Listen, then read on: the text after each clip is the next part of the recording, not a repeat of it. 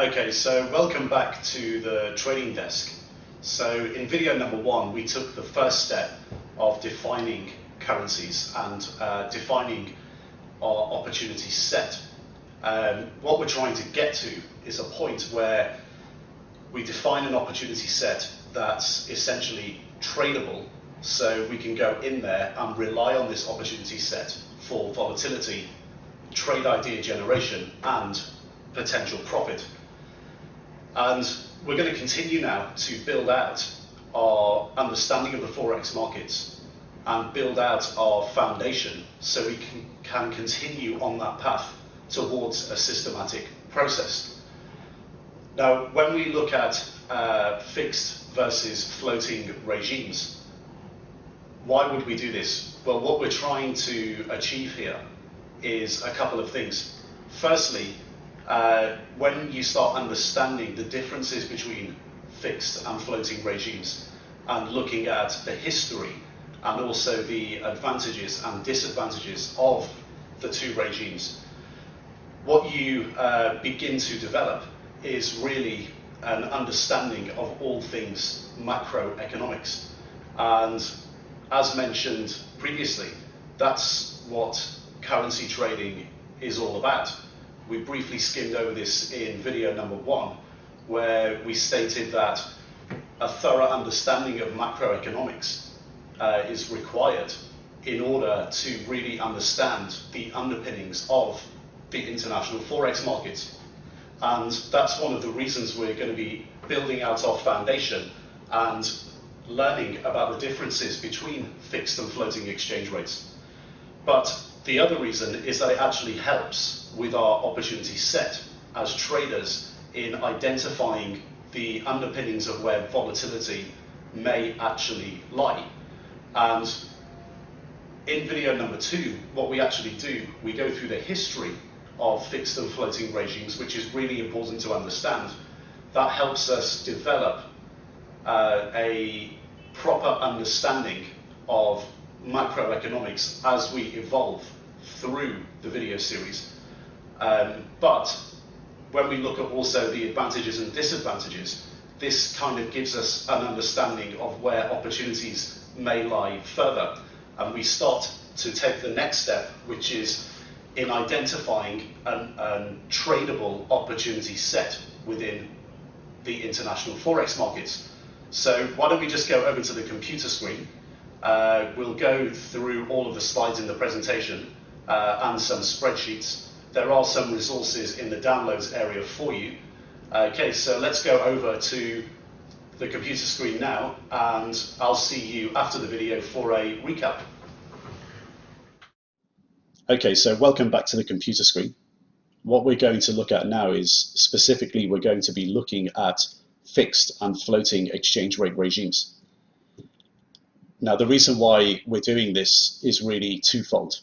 Firstly, you'll recall that in video number 1, we specifically looked at the opportunity set, as in the set of opportunities that this asset class, the Forex markets, present to us as traders.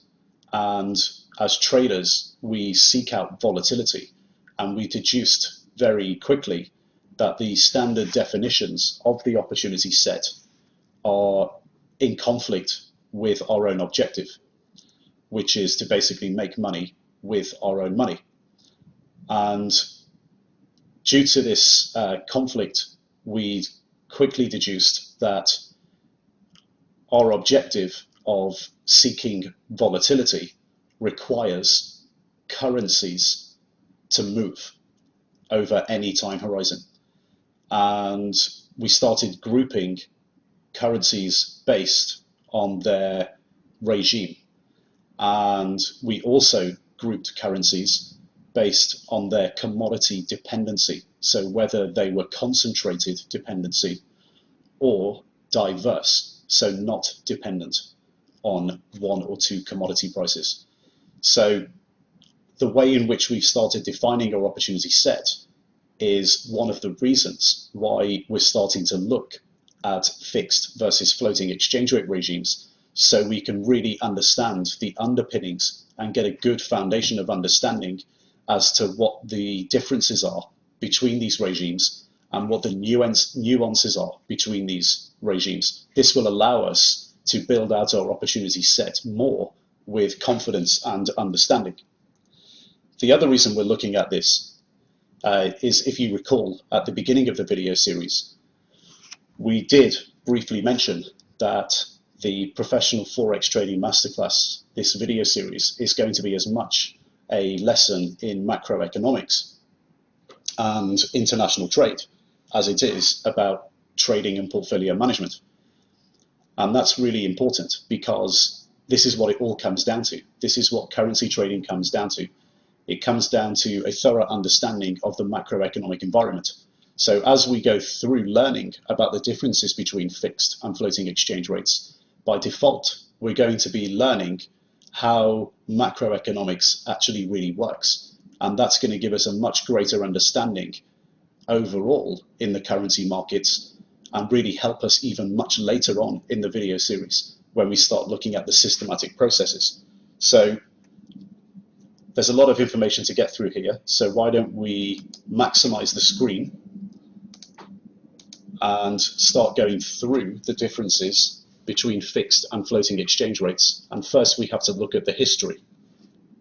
Okay, so we're going to look at the history of fixed and floating exchange rates, and really the beginning of modern macroeconomics started during the war, during World War II, in 1944, at the Bretton Woods Conference, where there were 44 nations from around the world that met at Bretton Woods in New Hampshire in the US, and they were there to agree upon a series of new rules for the post-war, post-World War II international monetary system. And there was a major problem in the world. Well, there were a few major problems. The first one was an occurrence of the Great Depression in the 1930s, where basically there were reactive, protectionist economic policies brought into force, such as high tariff barriers, competitive currency devaluations, and discriminatory trading blocks brought into force basically in reaction to the Great Depression, which was kind of counterintuitive, because high tariff barriers, for example, is when a country basically puts up tariffs on foreign goods for importers mainly, and that makes foreign goods more expensive relative to domestic goods. And that actually stops or hinders trade, which is counterintuitive to a recession or a depression.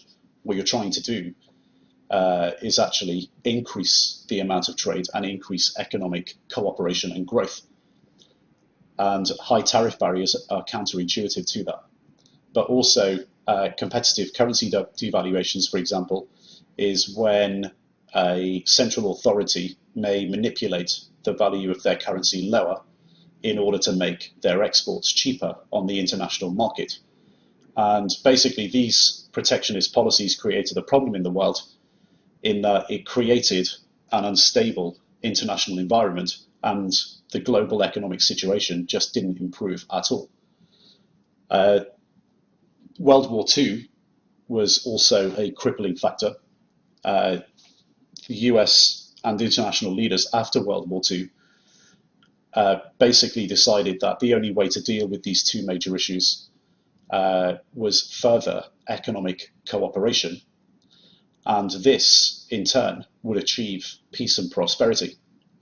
So the solution that was put forward was that there was a kind of overriding belief that the system of free trade would promote international prosperity and international peace. And at the Bretton Woods Conference, all of the post-war Allied delegates signed what was called the Final Act, which basically created the International Monetary Fund, the IMF, and the International Bank for Reconstruction and Development. So what was the outcome there? Well, the International Bank for Reconstruction and Development, the IBRD, was given responsibility as a body to provide financial assistance for the reconstruction of the war-ravaged, less developed nations. So given responsibility for the economic development of these countries. The IMF was given a bit more responsibility.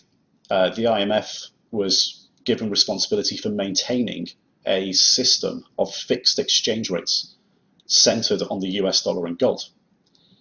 And they were also responsible for maintaining an orderly international monetary system and the expansion of world trade by providing short-term financial assistance, if it was required, to countries experiencing temporary deficits in their balance of payments.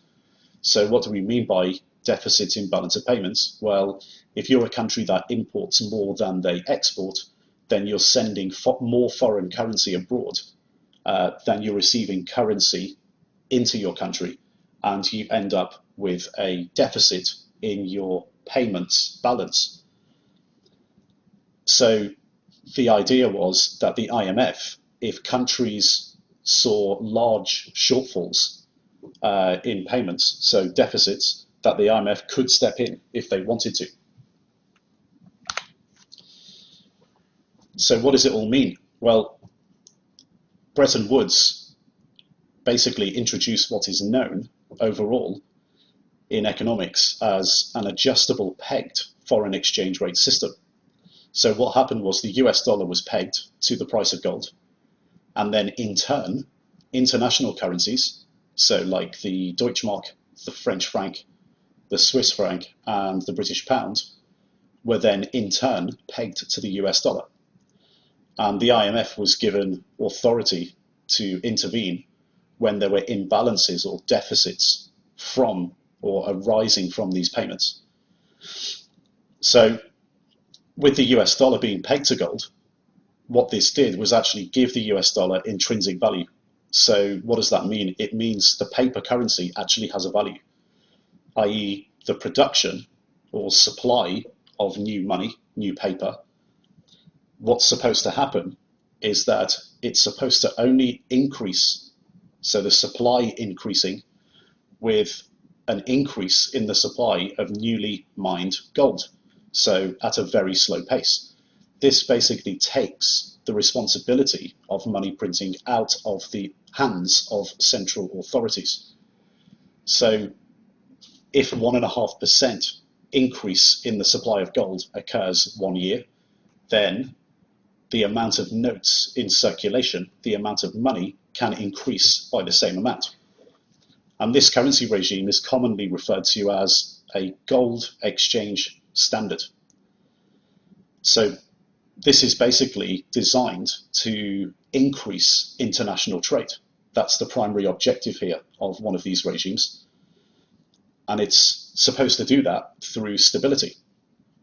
So instead of nations, let's say, transporting large quantities of gold around the world to pay for goods between each other, what would happen now is that the US dollar would be anchored to the value of gold and the supply of gold, and all major trading nations would use US dollars in order to pay for those goods.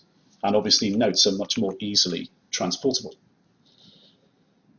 So as a consequence, what happened by default, the US dollar became the world's reserve currency. It became the default currency when paying for goods and services globally between those trading nations. But if you think about what this means, it means that all of the nations require a large amount of US dollar reserves at any one time. Now, the upside to a regime like this is as long as everyone plays by the rules and the terms of trade, then the terms of trade would be predictable. So that would actually increase the amount of trade between member nations, leading to increased prosperity and potential peace amongst the trading partners. But there was a problem. A few years later, so kind of between 1950 and 1969, Japan and West Germany recovered after World War II, and the US's share of world economic output fell from 35% to 27%. So what was happening was that Japan and Germany were recovering structurally and producing goods for the international market that were in competition with US goods. And what happened was that the US increasingly became a net importer of Japanese and German goods and versus the rest of the world, resulting in a negative balance of payments within the United States. So the US ended up with a deficit. Now, during that process, the world did kind of muddle through, but the downside to the whole regime became really apparent when the US had to actually break the rules in order to finance the Vietnam War in the late 60s. And what happened was the US was forced really to print more US dollars to finance the war and print them at a rate that was higher than the rate of newly mined gold. And this made the intrinsic value of the US dollar versus gold increasingly more questionable. And nations such as France and Germany became really nervous and wanted to sell their US dollar reserves in return for US gold. And France themselves called the Bretton Woods system in the 60s America's exorbitant privilege, as the system became asymmetric because the US became seemingly willing to do whatever it pleased with the money supply because they were just printing more and more money. And then in 1965, Charles de Gaulle, the French president at the time, signaled an announced intention to exchange their US dollar reserves, so France's US dollar reserves, for gold at the predetermined, agreed upon official exchange rate. So they would be selling their US dollars in exchange for gold. And the system was really tested later on in the early 70s because West Germany decided that they wanted to leave the Bretton Woods system. And they did this by basically refusing to revalue the Deutschmark, so buying the Deutschmark, knowing that the US had sealed its own fate, and that if they stepped away, then the US dollar would fall relative to the Deutschmark. And they were actually right. Almost immediately, the US dollar fell 7.5% against the Deutschmark. And after this occurred, other nations decided to start stepping away from the peg, as it was now seen that there was artificial stimulus occurring to protect US political interests. So instead of using their US dollar reserves to purchase their own currencies, i.e. to revalue their currencies to defend the peg, foreign governments began to demand redemption of their US dollars for gold. And Switzerland and France both redeemed in 1971. At the time, US unemployment was about 6% and inflation was 6%. And all of this culminated in the Nixon shock on the weekend of August 13th, 1971, where President Nixon, on the advice of Treasury Secretary Connolly, decided to break up the Bretton Woods system.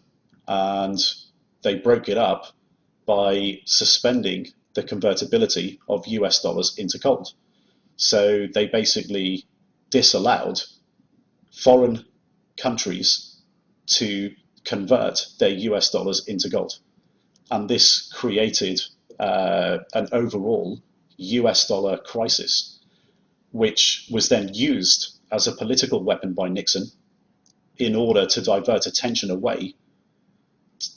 attention of voters away from the realities of these causes, which was essentially America having a protectionist system looking after their own political interests and maintaining their deficit.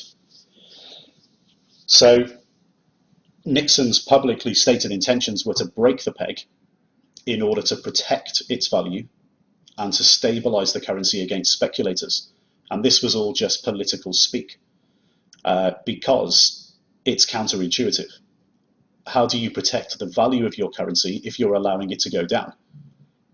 It doesn't make any sense. So what he means by this, when you watch the speech that Nixon gave, what he means by this is a devaluation of the US dollar.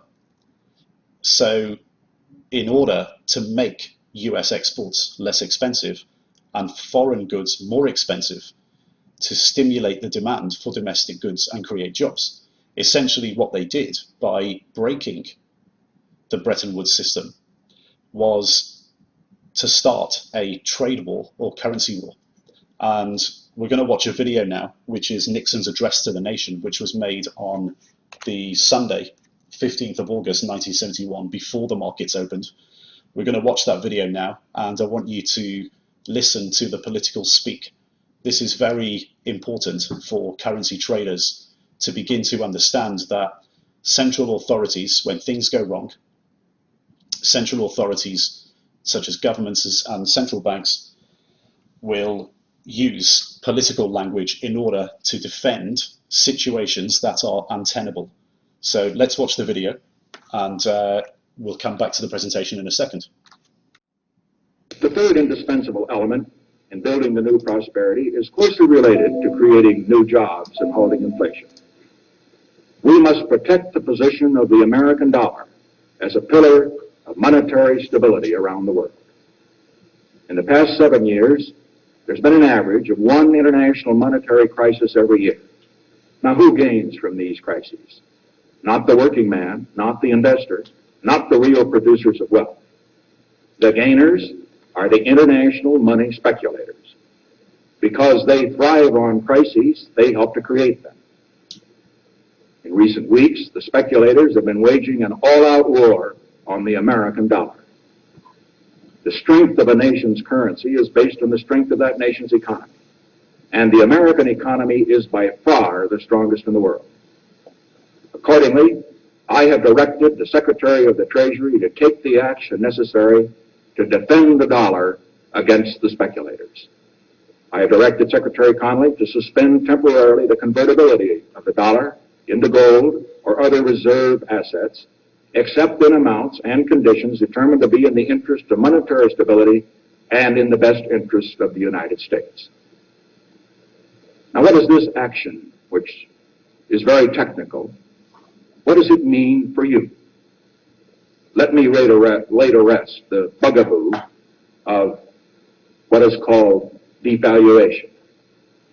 If you want to buy a foreign car or take a trip abroad, market conditions may cause your dollar to buy slightly less. But if you are among the overwhelming majority of Americans who buy American-made products in America, your dollar will be worth just as much tomorrow as it is today. The effect of this action, in other words, will be to stabilize the dollar. Now, this action will not win us any friends among the international money traders. But our primary concern is with the American workers and with fair competition around the world. To our friends abroad, including the many responsible members of the international banking community who are dedicated to stability in the flow of trade, I give this assurance. The United States has always been and will continue to be a forward-looking and trustworthy trading partner. In full cooperation with the International Monetary Fund and those who trade with us, we will press for the necessary reforms to set up an urgently needed new international monetary system. Stability and equal treatment is in everybody's best interest. I am determined that the American dollar must never again be a hostage in the hands of international speculators. I'm taking one further step to protect the dollar, to improve our balance of payments, and to increase jobs for Americans. As a temporary measure, I am today imposing an additional tax of 10% on goods imported into the United States. This is a better solution for international trade than direct controls on the amount of imports. This import tax is a temporary action. It isn't directed against any other country. It's an action to make certain that American products will not be at a disadvantage because of unfair exchange rates. When the unfair treatment is ended, the import tax will end as well. As a result of these actions, the product of American labor will be more competitive, and the unfair edge that some of our foreign competition has will be removed. This is a major reason why our trade balance has eroded over the past 15 years. Okay, so let's go back over to the presentation. And what you saw there actually turned out to be a huge political success for Nixon and the US government. The American public actually thought Nixon was saving them from speculators and a foreign caused exchange rate or trade crisis. So it's the beggar thy neighbor policy, blame your foreign trade partners for the problems in your own currency, when actually the problems were stemming from an uncontrollable deficit and the currency being pegged at the wrong value or at a level that couldn't maintain international trade with trading partners sensibly. So it ended up being a political success, but the economic reality was that in the week following, the US dollar fell 2.5% against the Swiss franc, 5% against the pound, and 10% against the yen. Not huge moves, but big enough. And in the year following, the US dollar was actually down 45% against the Japanese yen. And basically by March 1973, all major currencies began to float freely against each other. Since the collapse of the Bretton Woods system, the IMF members have basically been able to choose any form of exchange rate agreement or arrangement that they wish to have, well, except pegging their currency to gold.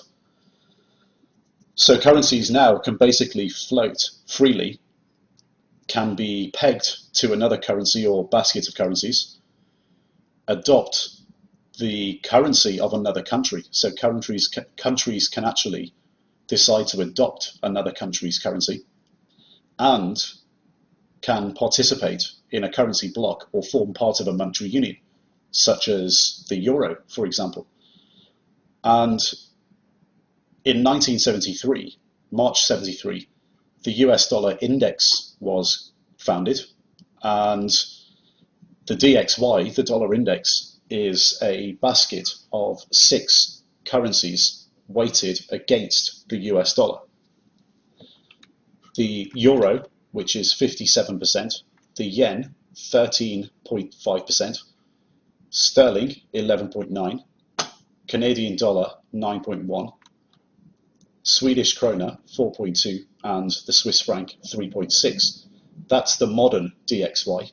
So what the DXY looks like today.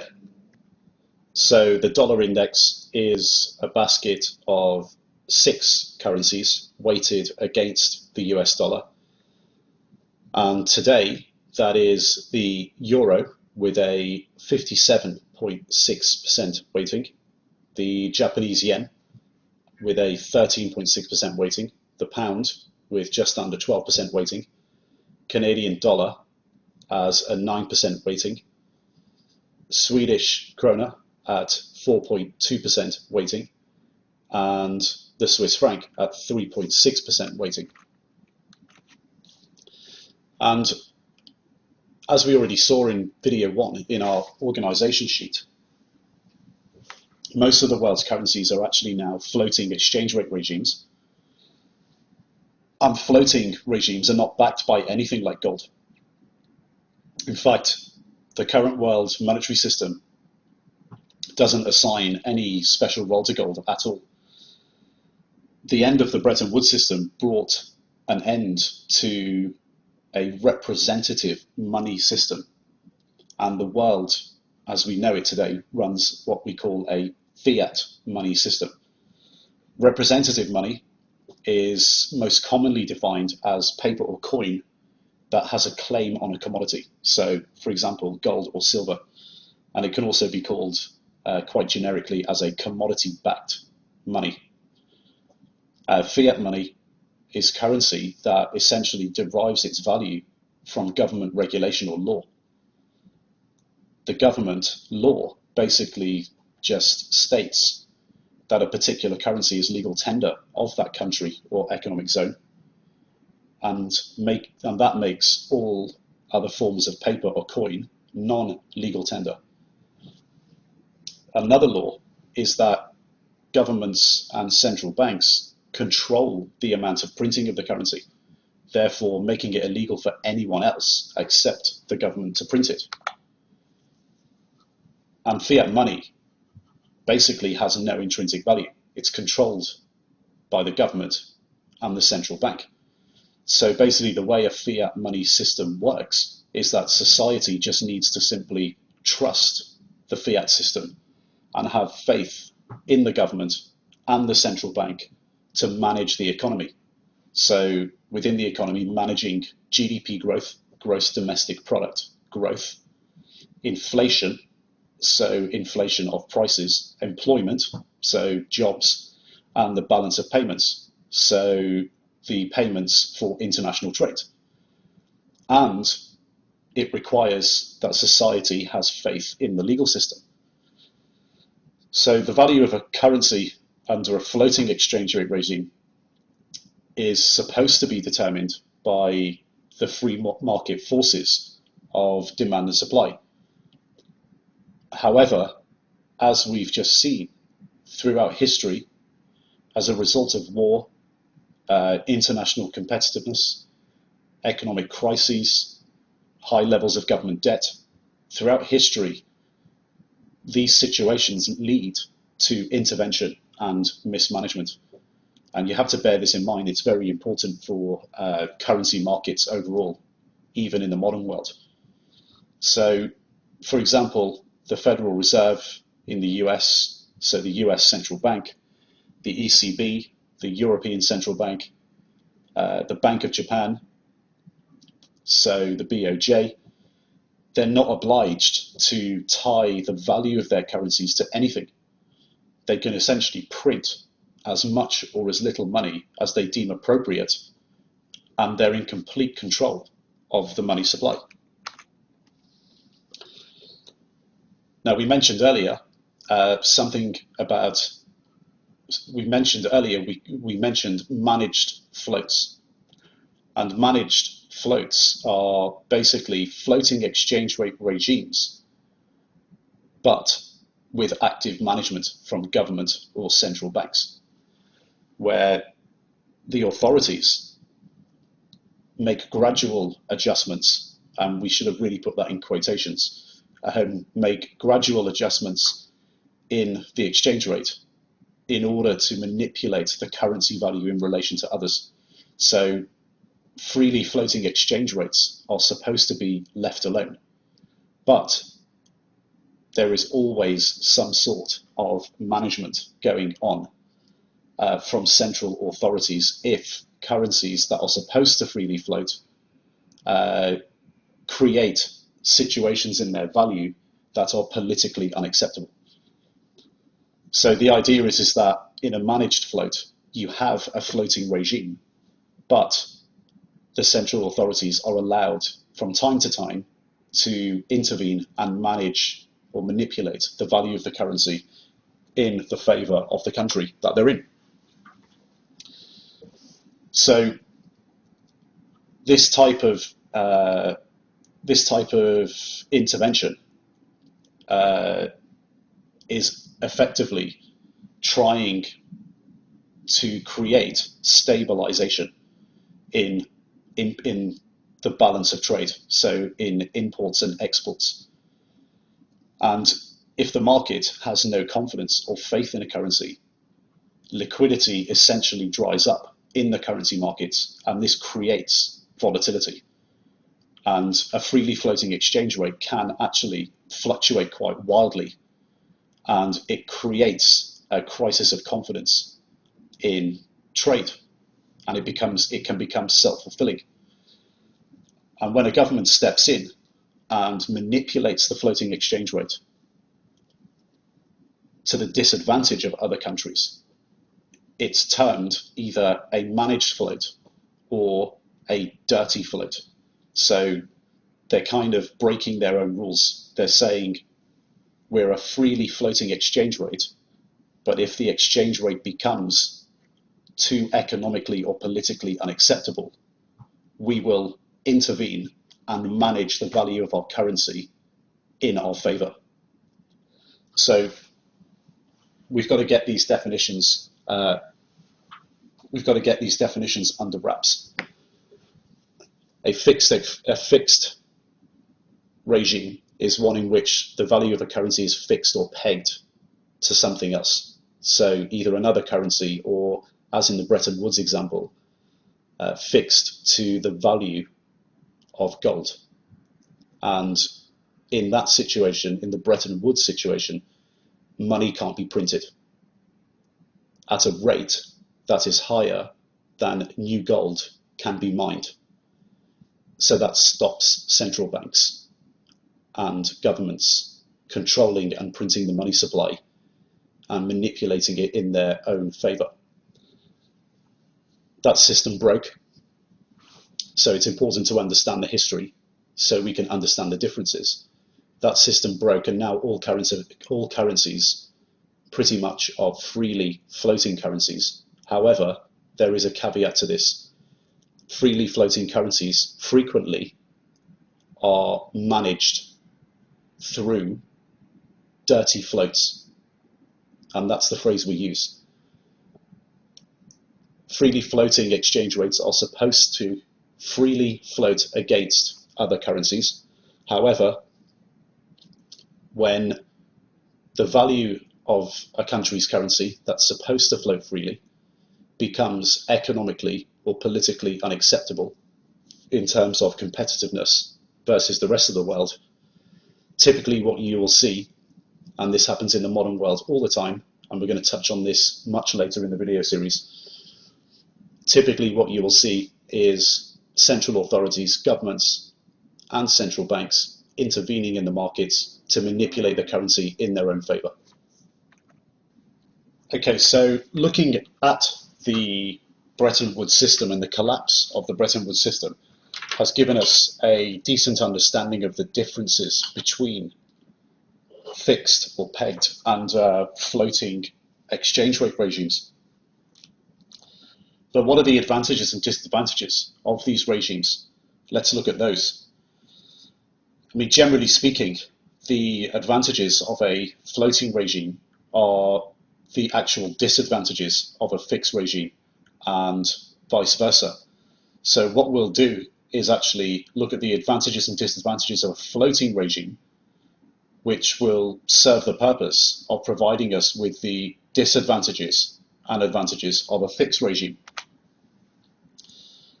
So first of all, the main advantage of a floating exchange rate, in theory, is supposed to be an automatic balance of payments adjustment. So demand and supply through market forces, in theory, should always clear at a market equilibrium price. And through export and imports, equilibrium is supposed to be achieved. So for exporters, for example, when an exchange rate is high or goes too high against all other currencies, exports become relatively more expensive to the same goods produced by other nations, and automatically consumers, so left to the market mechanism, automatically consumers will get to a point and start reducing their demand for the exports of that particular country because they can get the same goods at a lower price from somewhere else. The currency has gone too high, and the importers on the other side are essentially buying the currency first in order to pay for the exporting country's goods. So when the currency goes too high, a country's exports become more expensive. Now let's think of this from the importer's perspective. When an exchange rate is high against all other currencies, imports become cheaper than the same goods produced domestically, and demand for those goods increases. So the exchange rate is supposed to automatically adjust. In this instance, automatically adjust lower. And the domestic currency has to be sold in order to buy the foreign currency to purchase the goods for import. So when you have a high currency value, this makes the same goods that you produce domestically at home, the same goods abroad, they become cheaper. So the exchange rate through exports and imports and through the market mechanism, the exchange rate is supposed to self-adjust.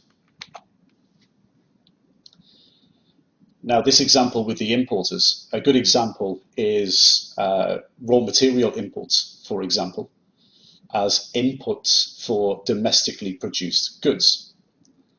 So what happens when, for example, a manufacturer that requires an input from abroad, the manufacturer experiences an increase in the exchange rate.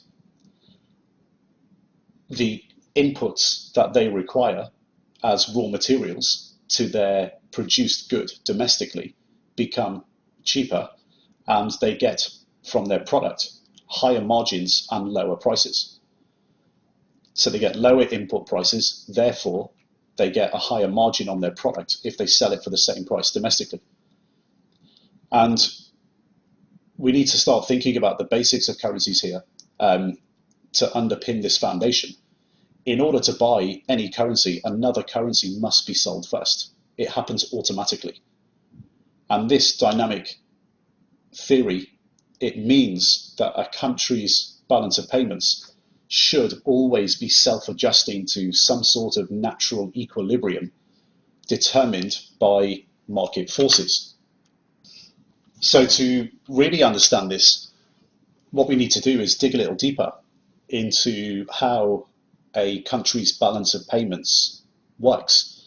And really it works as a simple debit and credit system. And this is how a country's balance of payments is made up. And we call it a balance of payments because, given what we just looked at, the payments are actually supposed to balance. And we're going to actually look at this in our systematic process in a lot more detail. But this is how the balance of payments of a modern economy is made up. We basically have a few components that are important. We have the current account balance, the CAB, and the CAB is exports minus imports, and that's for all goods and services, plus the net income from abroad, plus net current transfers. So the balance of payments, one of the main components is the CAB, and the current account balance, the CAB, is made up through net exports or imports, net income from abroad, and net current transfers. The balance of payments is also made up of the capital account, the financial account, and the balancing item.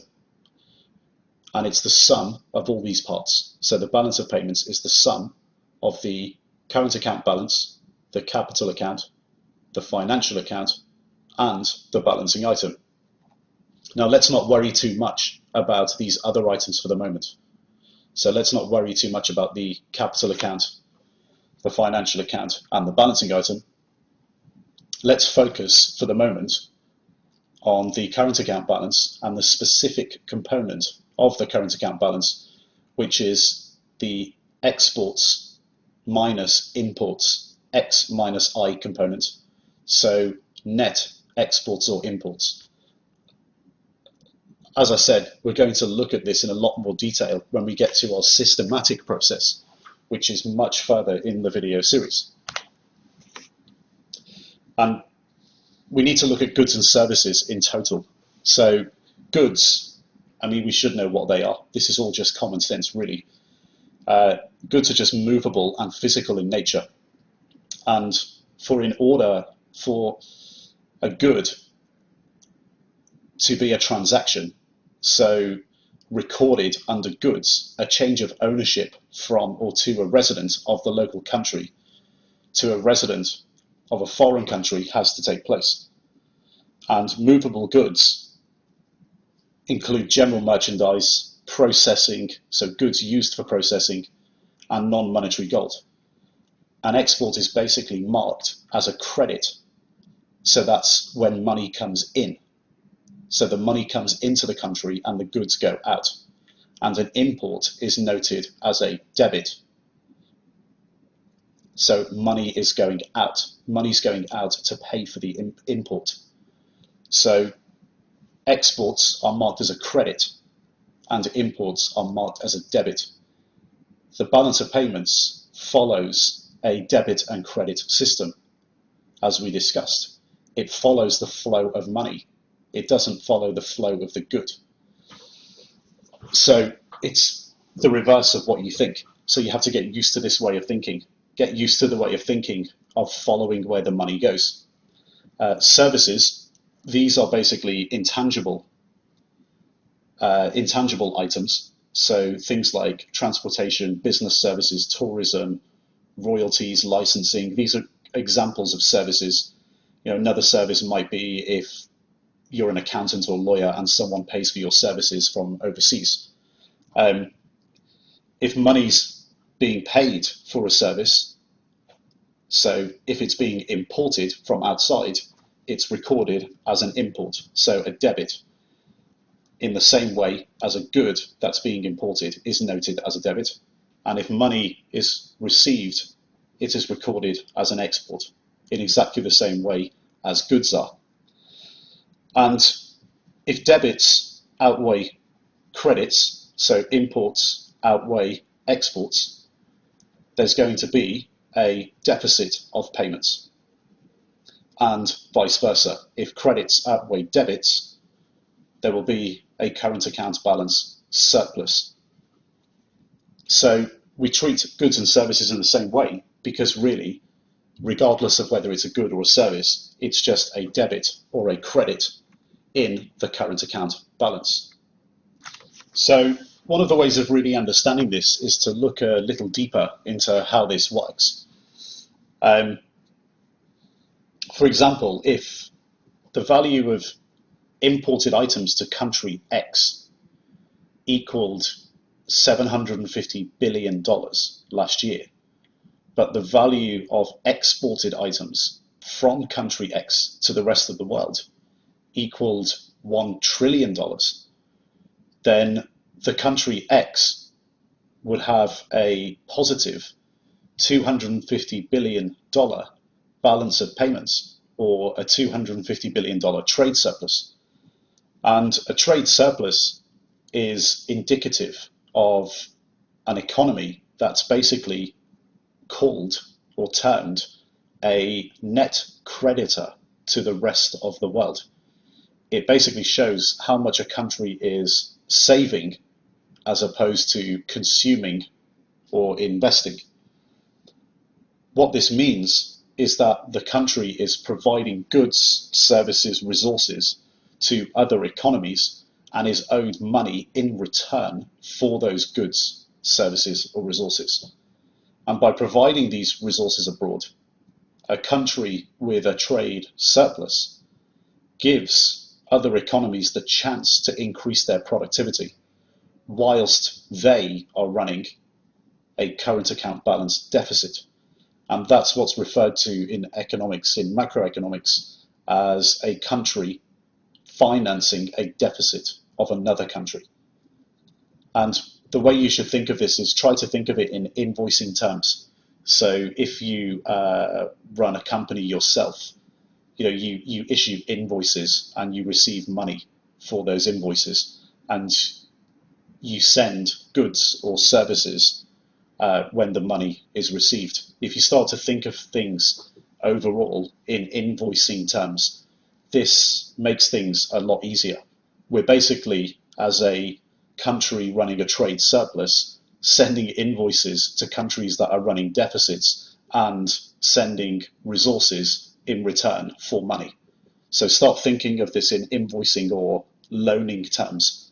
In the modern world, in modern macroeconomics, Japan remains the largest net creditor nation in the world, and China comes a close second. Now let's think of it the other way around.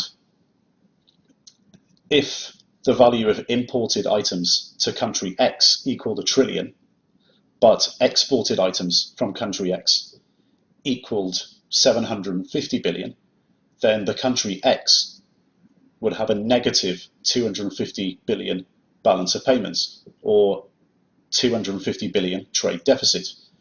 Now this basically reflects an economy that is a net debtor to the rest of the world. It's consuming or investing more than it's saving, and the economy is using resources from other economies to meet its domestic consumption and investment requirements. A trade deficit is less favorable than a trade surplus, of course, but it might not be a bad thing. An economy, for example, might decide that it needs to invest for the future or to receive more investment income in the long term. So the NI and NCT components may actually offset the exports and imports deficit, creating a positive current account balance, or a current account balance deficit might be offset by a positive capital account and financial account. So the current account balance deficit or surplus that can be created by exports minus imports can actually be offset by long-term investment, and that can be from the NI and the NCT components, and it can create an overall current account balance. So it's not necessarily a bad thing, but it's obviously less favorable than a trade surplus. And in the modern world, the US remains the largest net debtor nation at minus 18 trillion deficit, with the UK a close second. So basically, a deficit shows the total public and private debt owed to non-residents, and that's repayable in internationally accepted currencies, goods, services, where the public debt is the money or credit owed by any level of government, and private debt or money or credit owed by private households or private corporations based in the country under consideration. I know this is it gets a little bit complicated, but it's really critical to knowing all this stuff. So I would advise you to go through this video a few times. A surplus shows the total public and private debt owed to the country by non-residents, and that's repayable in domestic currency for goods or services, where the public debt is the money or credit owed by any level of government, and private debt or money or credit owed by private households or private corporations based in overseas countries. Basically, what that's saying is that if you run a deficit, you owe money to other countries in international currencies, and if you run a surplus, you are owed money in your domestic currency. And in theory, the main advantage of a floating rate is that when these things get out of whack, a country's exports minus imports, and keeping all things equal, so if we fix everything else, it's supposed to self-adjust. Due to market forces, and a country's current account balance and balance of payments should automatically self-adjust to a natural equilibrium, and optimal resource allocation is supposed to be achieved. Countries that produce get rewarded, and countries that don't produce get punished. And this is supposed to be one of the main advantages of a floating exchange rates system. Therefore, it by default is supposed to be a disadvantage of a fixed exchange rate regime. So in a fixed exchange rate regime, a country is not allowed to tend towards the natural equilibrium or the market clearing rate. And typically what you may see is that large unwanted deficits can occur under fixed exchange rate systems. And that was one of the facets of the Bretton Woods system. So the United States had a fixed US dollar peg to gold, and over a number of years they managed to create a large and unwanted deficit.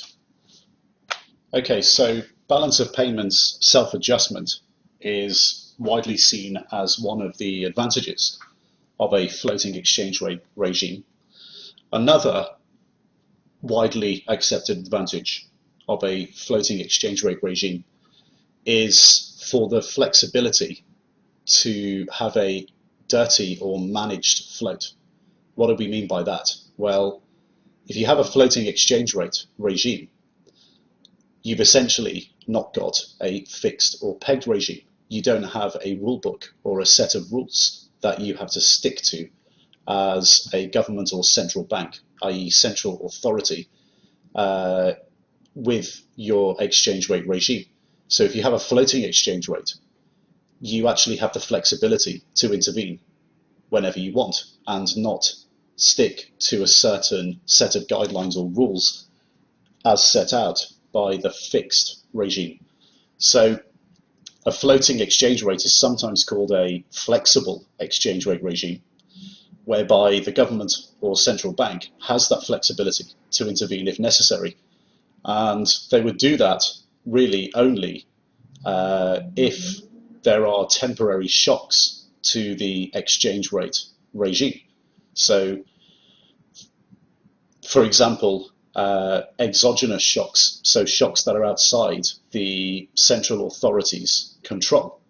And these shocks can be both upwards and downwards in the exchange rate. So let's look at a couple of theoretical examples here to get a better understanding of what we mean. So if, for example, you're an importer, so you're a country that's a net importer of goods, so you're running a deficit, a sharp increase in your exchange rate due to an exogenous shock, so a shock that's outside of your control, a sharp increase in the exchange rate can make imports cheaper. And that can cause a deficit to actually get out of control. What if you're an importer who's a net importer running a deficit and there's a sharp decrease in the exchange rate? Well, this makes imports expensive and can cause growth to slow, because you can end up in a situation where if the structure of your industry in your country imports the goods necessary as inputs to your manufacturing process, if those imports become more expensive, then this can have a negative effect on your industry, because it can decrease margins now that the import prices are more expensive. So with an importer, both an upwards movement and a downwards movement in your exchange rate can have both positive and negative impacts. As an exporter, so let's say, for example, you're a country who's a net exporter of goods and you're running a surplus, a sharp increase in the exchange rate due to some exogenous shock that's out of anybody's control, a sharp increase in the exchange rate makes your exports more expensive and can cause your surplus to go lower. And this can create a situation where you get deflation in the prices of your exported goods. Obviously, that's not good for exporters. If you're an exporter running a surplus and you get a decrease in the exchange rate, this can make exports cheaper and can cause much higher levels of growth above your production capacity as a nation. And this can cause inflation in your exported goods. And inflation can be a bad thing as well. So there could be shocks to your system created by exogenous factors if you're a floating exchange rate regime. And it all depends on the situation that you as a country are in. But essentially, because these shocks can occur, the flexibility for central authorities, the ability for central authorities to go into the foreign exchange market whenever they want, can be advantageous because they can readjust the currency and they don't have to adhere to a strict and stringent rulebook. So floating regimes are sometimes referred to as flexible regimes because it does give the central authorities flexibility. In cases of extreme appreciation or depreciation in the exchange rate, a government or central bank will be able to intervene and stabilize. The word stabilization is generally favored by politicians and central bankers as the rhetoric rather than the words volatility and speculation. And floating currencies in the modern world are frequently manipulated by governments and central banks. And they should really not be technically known as floating regimes. What they should really be known as are managed float or dirty float regimes. And there's an ongoing joke in the financial markets, and this is a nice example. So this sticks in your mind. There's an ongoing joke that Janet Yellen is a dirty floater. Discuss, because the Federal Reserve in the United States frequently intervene to manipulate the value of the dollar upwards and downwards. The monetary levers for intervention are basically buying and selling foreign and domestic currency, and the classic monetary levers of interest rates and money supply. The reason why this is an advantage is because these levers can be used to enable depreciation and appreciation of an exchange rate if it gets out of control. So it becomes a managed float. So out of control due to exogenous factors. So central banks and governments react accordingly to the strength or overstrength or weakness or over weakness of their currency by using these monetary levers. With a fixed exchange rate system, there's literally no flexibility to do anything. So this can be a good thing, and it can also be a bad thing. And it can be a bad thing because it just gives license to central authorities to do whatever they want, whenever they want, potentially. So it can be a good and a bad thing. The other thing that floating exchange rate regimes have in terms of potential advantages is that it gives the central authorities a monetary policy focus. So it allows government and monetary authorities to concentrate on other important economic factors. So for example, under a fixed exchange rate regime, monetary policy is committed to the single goal of maintaining the exchange rate at the announced level. But the exchange rate is only one of many macro variables that monetary policy can influence. A floating exchange rate regime leaves the economic participants free to concentrate on what matters, so competitiveness. If the exchange rate self-adjusts, then it's self-regulating. So governments, the public sector, and companies in the private sector can concentrate on investment in infrastructure, so increasing capacity, increasing production capability, increasing production itself, producing higher quality goods at better prices, and job creation and price stabilization. So having a stable inflation environment.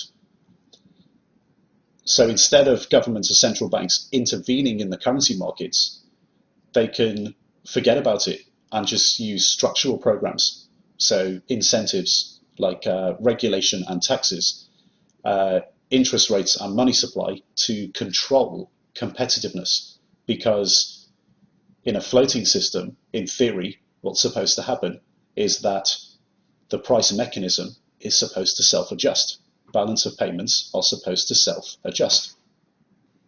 And basically what happens is if governments and central banks leave the exchange rate to freely float and don't intervene in any way, then they will just be concentrating on this internal policy.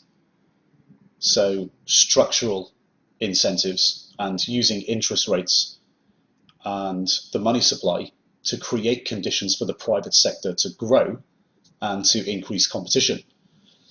Now, if the government or central bank does a bad job of this, then the exchange rate just simply has to devalue. So essentially, the global marketplace just holds them to account. The market will punish bad government or central bank behavior, so mistakes, and reward good behavior. So in a society that operates like this, democratically speaking, voters are essentially outsourcing the political scorecard to the international marketplace. And outsourcing the political scorecard to the market, essentially, can be very advantageous because it means that the market will hold the central authorities to account. If they do a good job, they get rewarded by the market. If they do a bad job, they get punished by the market. The next advantage is basically one in terms of commitment. So when a government or central bank signs up to a fixed exchange rate system, what's happening is they're making a commitment to their trading partners or political allies that they're, no matter what, going to hold their currency to a peg level versus another currency or a basket of currencies, or even to the value of a commodity, so like the Bretton Woods system. Once that commitment is actually made, there's no turning back. And this could potentially cause negative economic consequences for a country or economic zone, and could cause major political problems. Because what you've essentially done when you sign up for a fixed exchange rate system is that you've given up your domestic sovereignty. You've given up the ability to control the value of your own currency. And once a country gives up the right for market forces to determine their exchange rate or the right to intervene to stabilize their currency, they give up this sovereignty to the peg itself and potentially to their trading partners. Also, there's always the issue of setting the correct rate. So what is the correct rate? Who actually decides that? And what if the rate is wrong and cripples your country economically? All these questions cannot be answered until you give up your sovereignty. And the Eurozone is a classic case of this. So when you look at the PIGS countries, the term we use is PIGS for Portugal, Italy, Ireland, Greece, and Spain. It's a classic example because they have differing output to the rest of the region, but they have a fixed common currency across the entire Eurozone. The problem is they have to stick within the currency regime, and they can't depreciate to make their goods or services competitive on the international market. They're locked in. They've given up their sovereignty, and one argument is that they joined the euro at a rate that is unsustainable for the countries themselves. So it might be sustainable for countries like Germany, but it's not sustainable for countries like Portugal, Italy, Ireland, Greece, and Spain. So a floating rate, one of the advantages is that you don't have this long-term commitment. You still have the right to intervene, and you allow your currency to freely float. If there's a problem, then the central authorities have the flexibility, which was the previous advantage, the flexibility to intervene if necessary. So that pretty much sums up the overall advantages of floating exchange rate regimes. Now, what we're going to move on to are the disadvantages of floating exchange rate regimes. Now, as we mentioned earlier, the advantages of floating exchange rate regimes are essentially the disadvantages of fixed regimes. Therefore, the disadvantages of floating regimes are the advantages, or serve as the advantages for fixed regimes. So now we're going to look at basically the disadvantages of floating / the advantages for fixed. And the main advantage and the main argued advantage for fixed exchange rate regimes is the elimination of volatility for importers and exporters in the terms of trade. So it's argued that importers and exporters have more certainty under a fixed regime. So think about this in terms of an importer first. An importer, for example, that has fixed costs and variable costs, so fixed capital investment and raw material costs that are variable and move on future production and can be exposed to an exchange rate. So an importer that, for example, brings in an input from another country into their manufacturing process. It's argued that under a fixed regime, these importers, their investments are not subject to movements in the exchange rates. Therefore, it's argued that this encourages more capital investment and trade as margins remain stable. So margins are very predictable. Now think of this in terms of exporters as well. Exporters under a fixed regime can sell as much product as they want at a fixed rate. So they know that they've got a certain level of demand at a particular fixed price. And this means they can forecast revenues and profits with a lot more certainty. And it's argued that this encourages more investment and trade. But there is also a downside to this argument because it can actually hinder competitiveness. Now, when you get certainty in both of these cases for importers and exporters, it can decrease competition in the industrial sectors or the service sectors that they are actually in. So, for example, let's say you're an importer and you have fixed capital costs at a fixed exchange rate, and your raw material costs are fixed, and you make a fixed margin, and everything is very sustainable and very predictable because the exchange rate is fixed. Well, that allows you as an importer to scale your business to unprecedented levels, and to do that without any competition. As an exporter, because you have certainty over revenue and profit, and you can sell a fixed level of goods at a particular fixed price because the exchange rate is very stable. You can forecast your revenues and profits. Therefore, you can scale the business to any level you want. You just need the investment to go bigger. And what this can actually create is monopolistic situations, so it can hinder competitiveness. So just bear that one in mind. However, this argument that importers and exporters get more certainty by default becomes a disadvantage to free float regimes, because it's argued that the volatility in exchange rates causes speculation.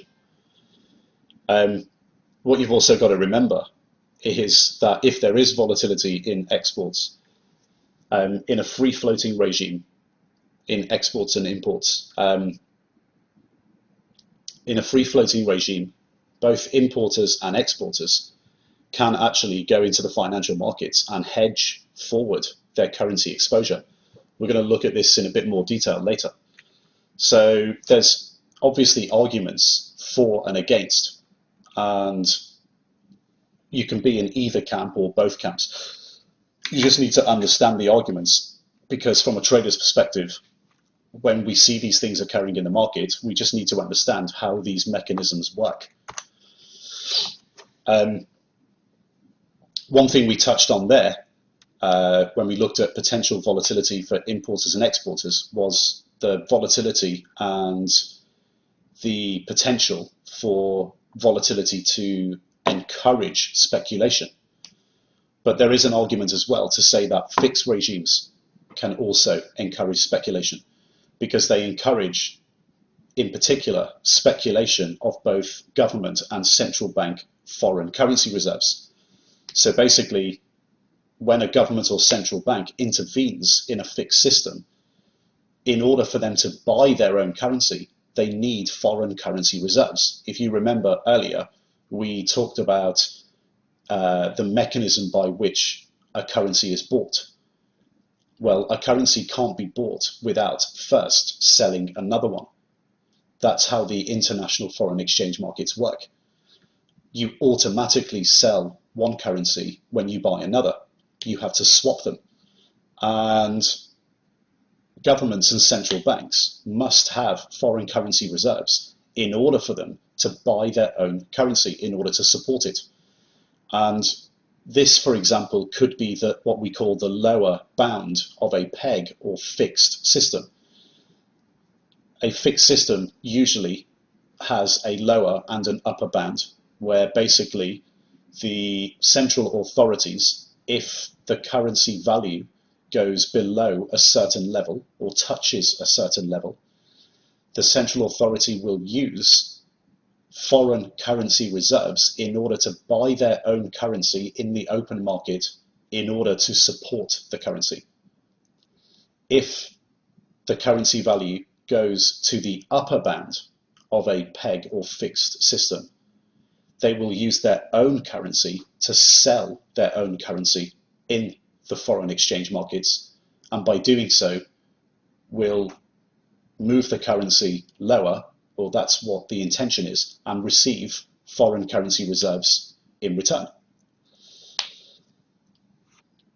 But there is a little problem with this, because a fixed system is known, and the financial markets know that if a fixed system is in place, then the government or central bank must be holding a certain amount of foreign currency reserves in order to support their currency. And this creates speculation in itself as to how much foreign currencies there are, how much foreign currency reserves there are sitting at the central bank or the government is holding. And what can happen is what happened, for example, with the ERM crisis in 1992, where the British pound got to its lower bound against the Deutschmark in the exchange rate mechanism.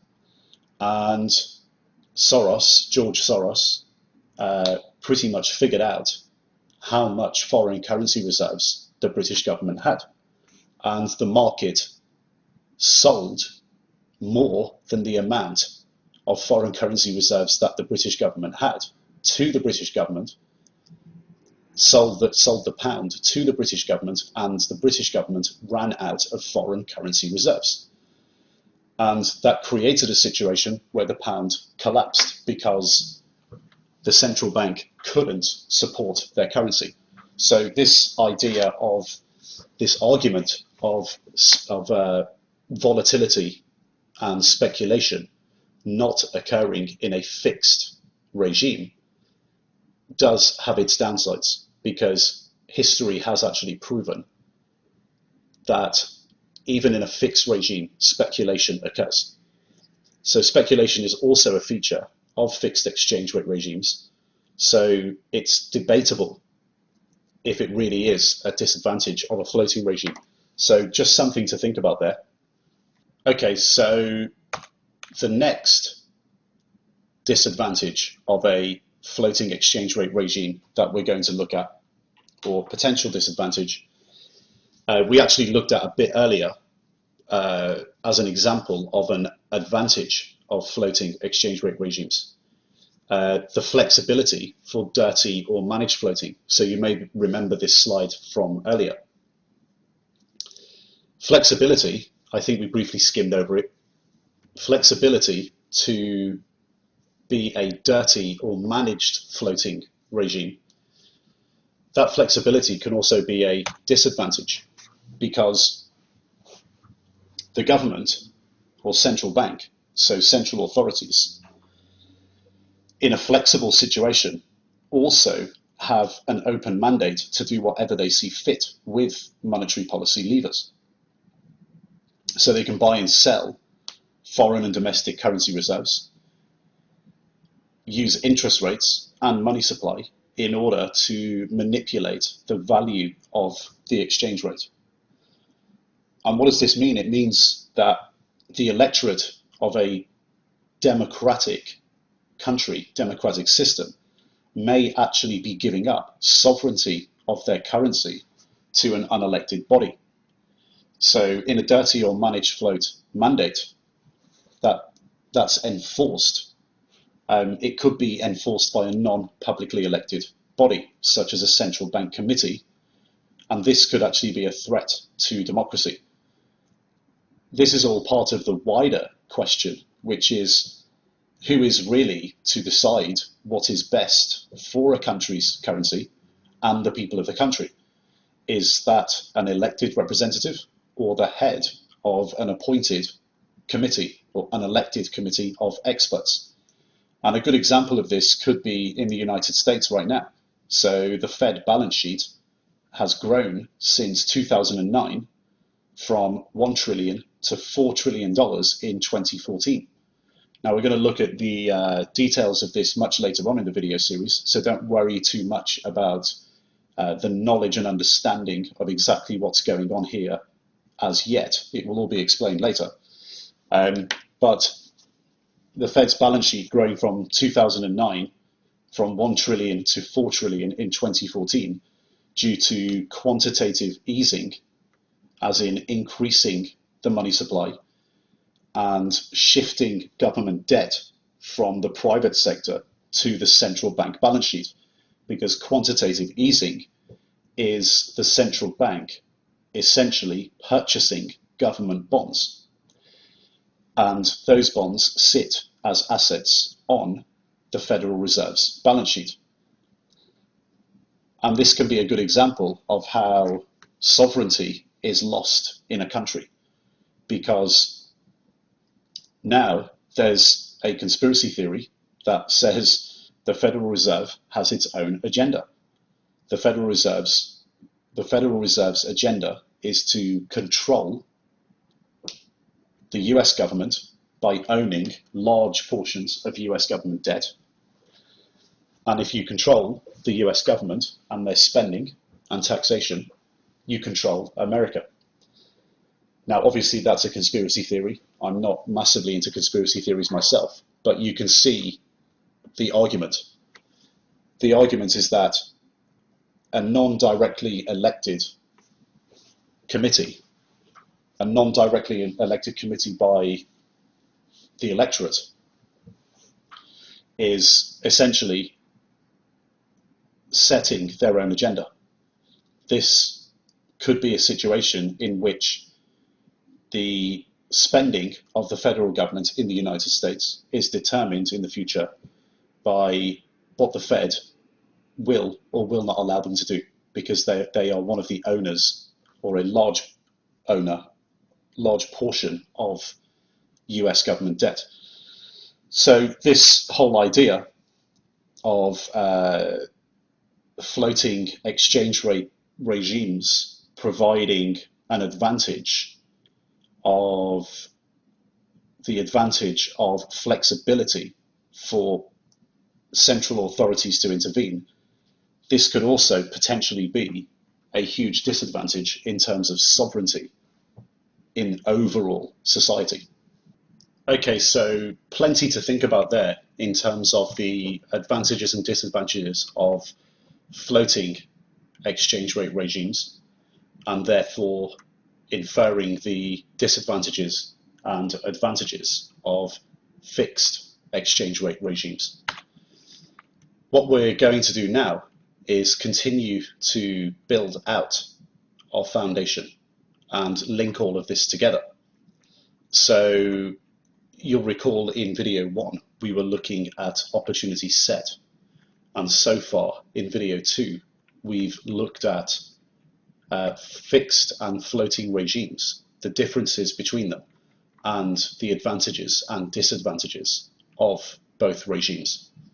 And our understanding of these regimes now is going to give us the ability to move on and look further into the potential opportunities and volatility in the Forex market. What we've also done by doing this is what we mentioned earlier, which was to start to really build an understanding and foundation of all things macroeconomics, all things macro. And this is going to continue to be a theme throughout the video series. As we referred to earlier, the Forex Trading Masterclass is as much a lesson in macroeconomics and international trade as it is for learning how to trade the currency markets outright or as part of a portfolio. So we'll continue to build that out and build our macroeconomic knowledge. But we can use this knowledge now for our objective of defining an opportunity set. And we're going to continue to drill further in defining what our opportunities may be. In fixed regimes, there's obviously very little volatility unless the fixed regime breaks. And that means the central authorities basically decide not to support their currency anymore, or decide in some way to leave the regime.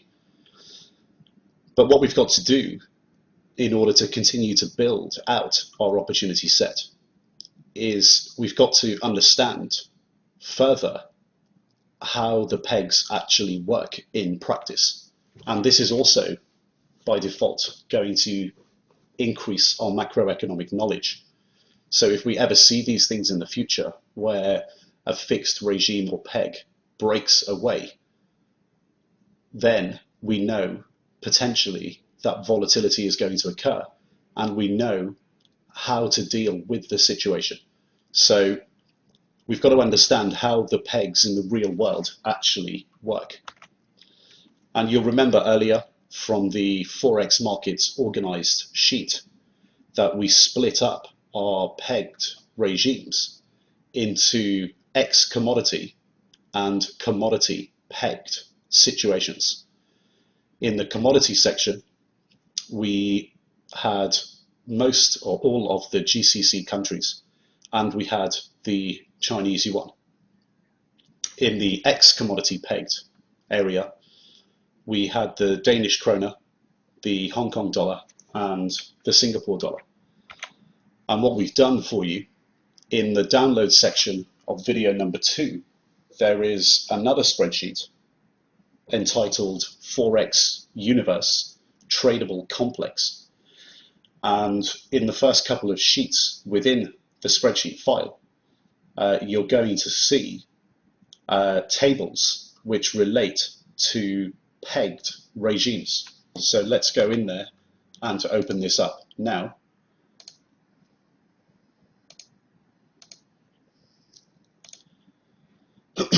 So what we have here is X commodity pegged and commodity pegged. And inside the next sheet, we have them all laid out as X commodity pegged and commodity pegged, but with what we call the upper and lower bounds of the fixed or pegged system. And on the right hand side here in column I, we also have some qualitative notes on how the pegs actually work. Now, we're not going to go through every single one of them. We don't really have time for that in a video series. But what you should do is, in your own time, go through every single one of these and really learn about them. Because in the future, these pegs may change. And you should always keep this in the background. So overall, what we're going to do is basically make the statement that in fixed and pegged regimes, day to day, week to week, month to month, or over any decent time horizon, the value of the peg or the value of the exchange rate is not going to change materially. We're not going to get significant volatility out of them regularly, and therefore we can't make money consistently as traders out of these currencies. So we're going to have to disregard the vast majority, if not all, of our pegged currencies. But we're not going to be lazy and just completely ignore them. We're still going to learn about them. So in your own time, please learn about these and go through all of the qualitative statements here in column I and learn about these pegs and what they actually mean. You'll learn some different definitions, for example, the Chinese yuan being pegged to a crawling band being pegged to the US dollar, and essentially it being a hybrid situation where it's a crawling band / managed float, and there's a daily fixing at 9:15 in the morning Beijing time, and the bands and bandwidth of the pegs are managed every day. So go through all of these, learn about them, and in your own time you can begin to really understand how they work. We're just going to go back to the presentation now, and what we're going to try and move on to is where our real opportunities will exist. And our real opportunities exist in the floating situations, the floating regimes. So our opportunities as traders in the currency markets are really dictated by volatility, and the volatility is primarily in the floating regime currencies. And what we've done is we've taken the same approach as the fixed or pegged. We've, in the Forex Universe Tradable Complex spreadsheet file, got a couple of sheets in there that break down everything for you by X commodity floating and also by commodity floating. So let's go into the sheet now and we can show you how this is broken down. So we have all our floating currencies here, whether it's X commodity or commodity, and we have our two tabs here, X commodity and commodity floating. And if we go into the X commodity floating, you can see that we define by developed float, EMEA float, and Asian float. So there are no LATAM floats for X commodity. And in commodity float, we've defined by developed, EMEA, Asian, and LATAM. So now we've drilled down a further level. We've drilled down another level and said, okay, we understand the fixed Forex regimes, but we're going to understand them, but not trade them over time frames that as traders we need to trade over in order to make consistent profit. The fixed regimes are not going to make us money over classic time horizons like 1 day, 1 week, 1 month, 3 months, maybe even a year, because the fixed regimes are trading in extremely tight ranges, and we don't want to be sitting here as traders for months or years on end just watching currencies doing nothing and hoping for something to happen. But we need to understand them, because when something does happen, we will be able to trade them.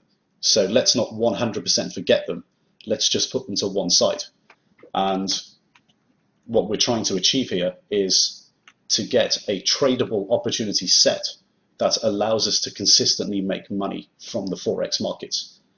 And we're trying to define this opportunity set not just in terms of consistent volatility and consistent opportunities. We're also trying to define this opportunity set in terms of what is tradable. So what is tradable on general trading platforms, and get to a point where we have an opportunity set that's tradable for the retail environment. It's going to be obviously very difficult if you're a retail trader to take positions in the Egyptian pound. So we then even move on to the next level, which is to say, okay, we've defined our opportunity set in terms of volatility and opportunities, but now we need to break down even further what we can and can't trade.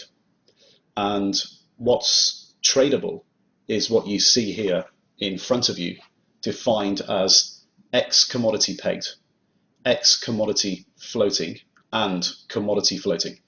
So we have included some X commodity pegged currencies here because they are actually tradable on most decent retail brokerage trading platforms, whether that's as CFD, so contract for difference, in the United Kingdom, Europe, and Asia Pacific, or in the futures market in the US and Canada.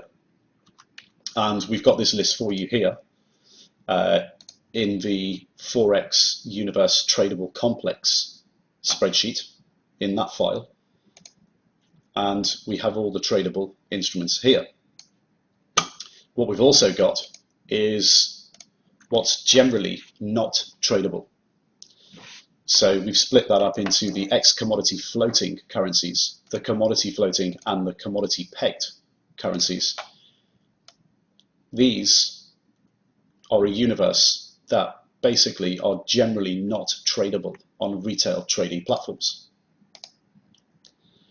So again, download the spreadsheet, go through the process yourself, understand how we've got to this point, and you'll be able to do that in your own time. We have the tradable complex here. What we have here is the non-tradable complex, so screenshots of the spreadsheet that you have access to in the downloads area. And what this leaves us with is a situation where we can now define in an even more specific way. So we can start to define as X commodity floating majors. Now what that means is that the currency is a floating regime. It has diversity in its exports, so it's not dependent on one or two commodity prices. And it's considered a major currency by retail brokers. We have here the ex-commodity floating miners. So these are currencies that are available on a lot of retail brokerage trading platforms. But they're defined in our set as floating currencies, floating regime currencies that don't have significant commodity exposure and diversity in their exports, but they're considered by the retail brokerage platforms as the miners, so minor currencies. We also then split up by commodity float and commodity float majors and commodity float minors. So the commodity float majors, so majors as considered by retail brokers, that are floating regimes, and the value of the currency depends very heavily on the prices of one or two international commodities. And then we have miners that are considered miners by retail brokerage platforms that are also dependent heavily on one or two commodities. So what you see in this table here is a big extension of what you might see on typical media outlets, where you get a lot of the noise perpetuated by participants with conflict of interest. We've created the big extension. We've increased our universe by defining correctly how currencies should be defined, or any asset should be defined as a trader, defined by volatility, opportunity, risk, and availability. We also have, right on the corner here, our ex-commodity pegged situations. So these currencies are generally available on retail brokerage platforms, but really we're interested in where the volatility is. We've included them just in case pegs may change, but we're really interested in what's going on over here. We had earlier the dollar majors and the major crosses as a table. That's the generally accepted table for media outlets and participants with conflict of interest in the currency markets. What we've done is now extended this, and what we've got here is a breakdown of the classifications that we've applied. So we've got ex-commodity float majors, 5 in total. Ex-commodity float miners, 4 in total. Commodity float majors, 3 in total. Commodity float miners, 8 in total. Ex-commodity pegged, 3 in total. Total opportunities equal 23, but debatable because of the commodity pegged situation. Total opportunities 23, gross net 20, and all of these currencies, in theory, can all be traded against each other. So the maximum opportunity set we've got, if we have a platform where we can trade all of these currencies, well, they can all be traded against each other, not just against the US dollar, and not just the majors traded against each other, but across the whole spectrum. So in theory, the Norwegian krona doesn't have to be just traded against the US dollar. The Norwegian krona can also be traded against the Aussie dollar. So we've also applied some qualitative analysis here, in that we're looking at potential volatility.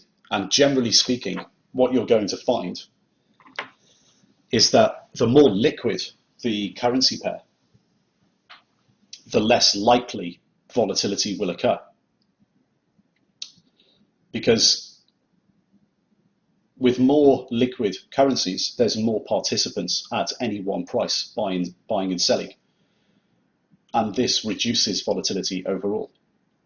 It's kind of the opposite to the way retail traders think. A lot of retail traders think that it's good to go and trade the liquid currencies because they have less risk but risk is subjective, especially if you're leveraging 100 times in that asset to try and capture volatility that doesn't really exist.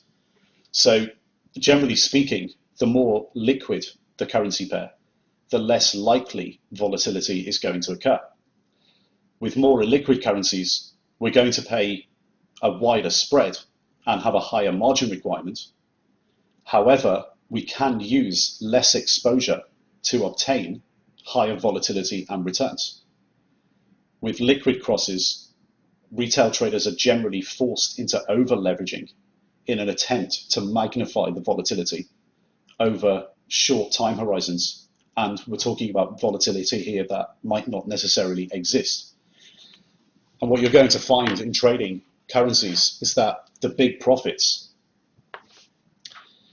can be made in currencies that you wouldn't normally expect. The big profits are the big opportunities. They come obviously with risk, but the risk can be controlled, whereas the volatility can't. The volatility just is the volatility of the asset, and that gives you either the opportunity or not to take positions and make money. Big profits in trading liquid currencies can be made, especially if you're massively over leveraging, but this comes with a huge risk of hefty losses. And this is one of the main reasons why the vast majority, as in over 90% of retail traders, lose all of their money or very close to all of their money in a very short space of time. It's because they're trying to capture volatility that doesn't exist with large amounts of leverage. Now, I want you to think about this on the flip side. Volatility creates opportunities for traders. Now, if we select a very liquid, very popular currency pair to trade, and we want to trade this on a very short time frame, and there's very little volatility in the popular currency pair, that means there's less opportunity for the trader, but it also means there's less risk for the broker. And we're going to come on to this later. One of the main reasons why brokers want everybody to trade these currency pairs, the majors and the major crosses, so the dollar majors and the major crosses against each other, is because simply they're just the most liquid. And that means less risk for the broker. We'll come on to that later. But essentially, we've got a maximum opportunity set now of 506 currency pairs across this entire spectrum here. You're going to find this sheet over here, and this is the Tradable Crosses Opportunity Ranked Excel spreadsheet. We'll be looking at this later as well, when we look at the examples that we're going to use in further video modules. Let's do a recap. There's been obviously a lot of information in this video to take in. We do like to throw people in at the deep end. Immersion is always good for learning. What have we learned so far? Let's recap. So the objective, let's lay it out again, was to provide retail Forex traders with a systematic approach to predicting future currency pair moves in the same way as professional traders and hedge fund managers. So retail Forex traders can implement the same approach. And what have we done to start to do this? Well, we started to organize the Forex markets into 4 main groups. And this is how professional traders do it. We look for money-making opportunities. And we got to the point where we defined our currencies as X commodity floating, X commodity pegged, commodity floating, and commodity pegged. And that's because as professional traders, we're seeking the volatility and the best currency pairs to make money from. But we've gone one step better now.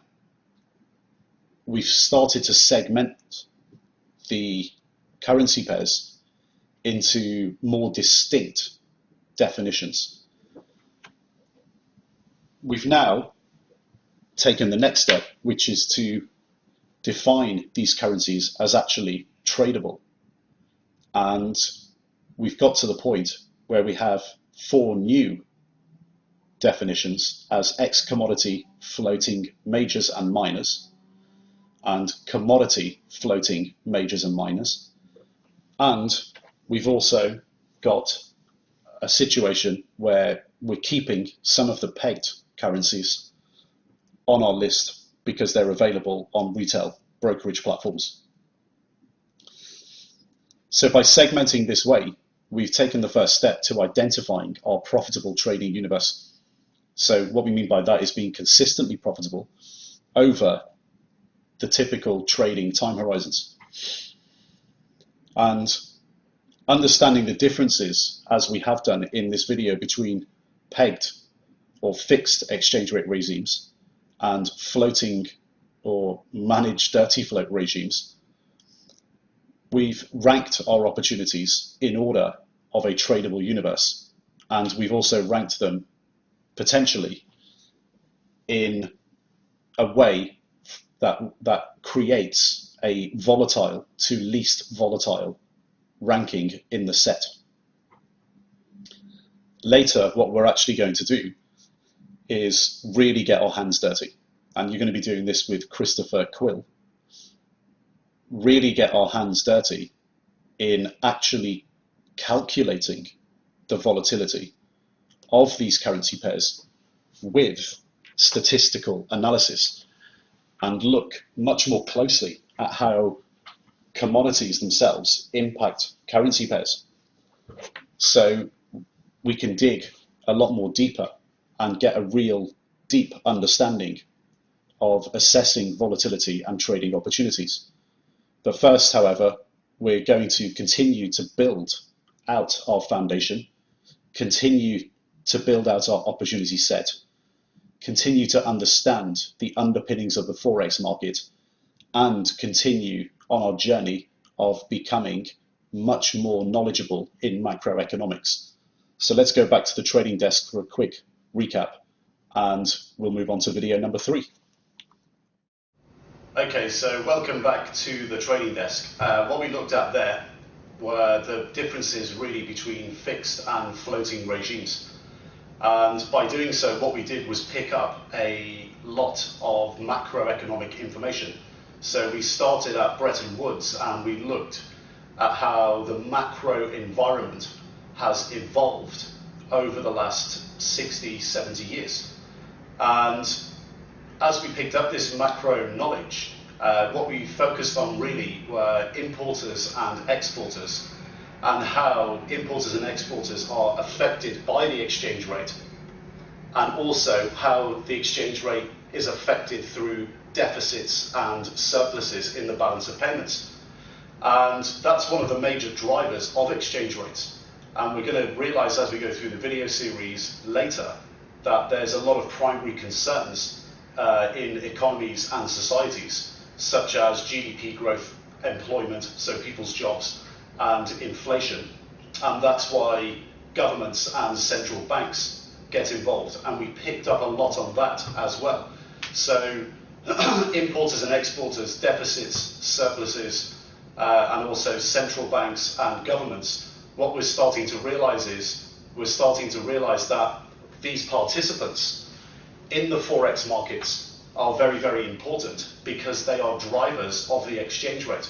So we've been on this little journey of learning and understanding the differences between fixed and floating exchange rates, and picked up a lot of macroeconomics in terms of macro knowledge along the way.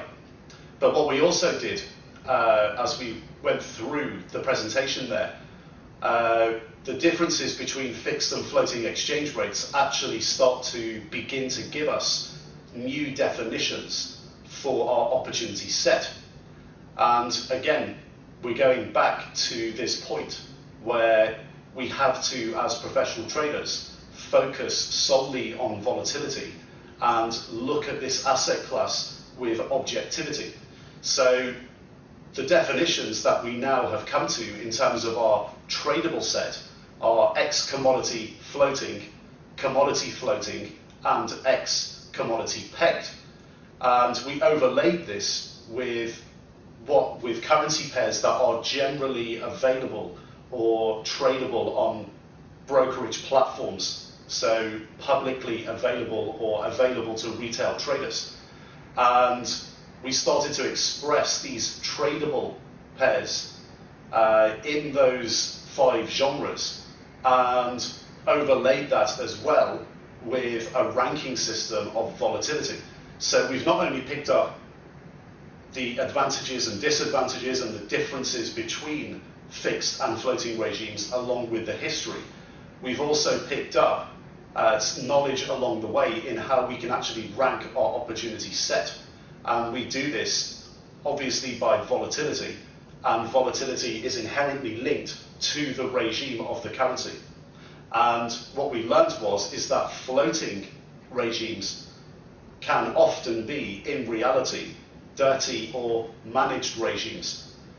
So we've been on this little journey of learning the history, and we've picked up a lot of knowledge along the way, and we've got enough information to continue to build out our foundation now to evolve into a systematic process, because the foundation is being built.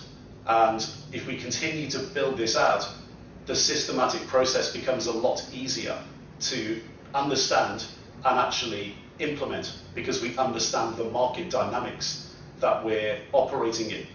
So what we're going to do now is go over to video number 3, and I'll see you at the trading desk for a rundown through Forex market infrastructure.